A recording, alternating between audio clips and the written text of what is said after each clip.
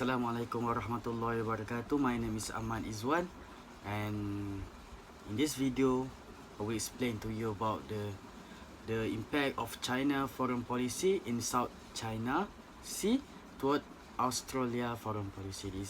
So in this video I will explain to you about how China foreign policy can affect the Australia foreign policy.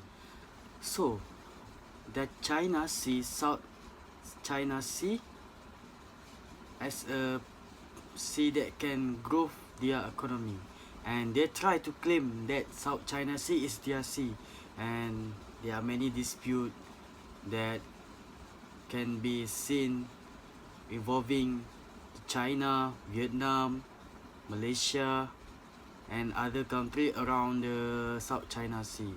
And we know that dispute between the South China Sea is unresolved territory until now. So since Xi Jinping was appointed as the party general secretary in the 18th Party Congress of November 2012, Xi Jinping has put himself at the center of a new leadership. And at this high-level meeting of the China Communist Party on foreign relations, Xi officially laid out his new shift in foreign policy, marking a transformation from Deng Xiaoping the term of keeping a low profile to activate and creative strategy. For Xi Jinping, foreign policy should have realized the two 100s, which means China become a moderate, well-off society by 2020.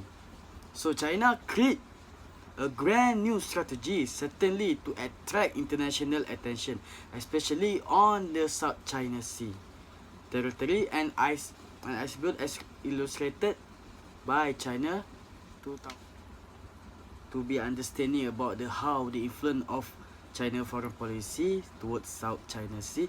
So we can see that firstly, China actively conduct military exercise in the South China Sea in order to strengthen its claims. Also, China regularly send patrol boats to the area and has even built military roads, military posts and airstrip on some islands. And by the claim of the South China Sea, Xi Jinping tried to show the world that he is a world leader to lead the world and to become a big power.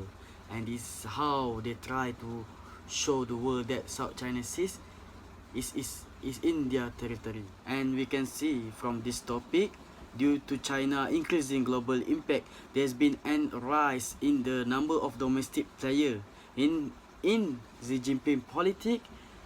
And beside the Politburo and party organs, there are also financial and business group that they have some interest in the China, and they try to be a balance of power in political leader in China. So in this part, we will explain to you about the impact of China foreign policy towards Australia. China growing aggression in the South China Sea has an impact on US and Australia foreign policy. For first of all, it seemed to have led to a shift in US policy. And the more assertive China foreign policy in the South China Sea has created difficulty for Australia.